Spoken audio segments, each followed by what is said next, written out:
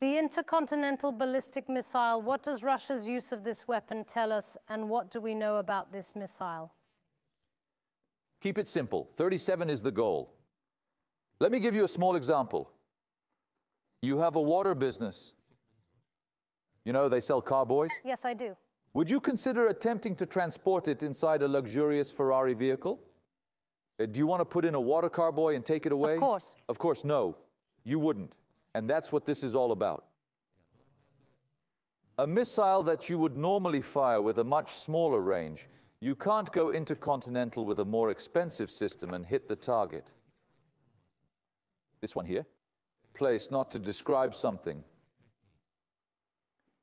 This place here, it's all about showing your power. Look, when you look at it in terms of its destructive effect, you wouldn't throw such an expensive piece of equipment in here. It will do the same job, maybe. When the cost of a system is 100 times lower, consider utilizing this alternative if you exhaust other materials. However, refrain from doing the same if this option proves to be of inferior quality, as it may disappoint. You call it intercontinental. Look, between continents, you are throwing out the neighbor. That doesn't make much sense, does it? No, of course not. It doesn't, but it means something. He says, brother, look, I don't need you anymore. What I'm going to do, I'm showing you step by step. I'm going to throw this at you. And the system that I'm going to throw this away, I'm throwing it at you now. I'm throwing you the conventional version. I'm not throwing it at you like that. That's the message. It sends a message to everyone. To those who support, to neighboring countries. This demonstrates the Kremlin's uncertainty regarding whether it will proceed. I am present and available. I am here. I will not hesitate, and I will continue to do so. Another thing happened. I would be very pleased if the righteous could confirm it. Who did they appoint to head the system that will decide these things? Oh, the old one, you remember, with Putin, who was the ever-changing prime minister. Then he became Putin. Do you remember? Yes, he was. The MVD thing happened. Today's development. This system, he came to the head of the system that will decide the shot.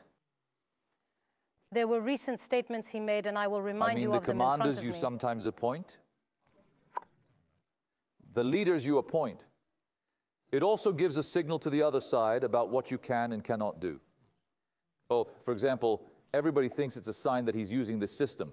Yes, he did. Ben. And the fact that he was appointed to this position.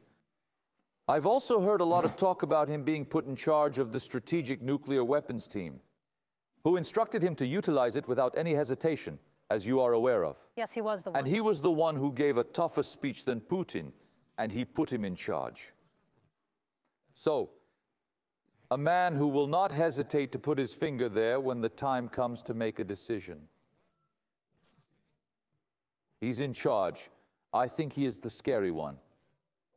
When considering Medvedev's recent statements, one point he raises is that this event signifies the onset of a potential Third World War.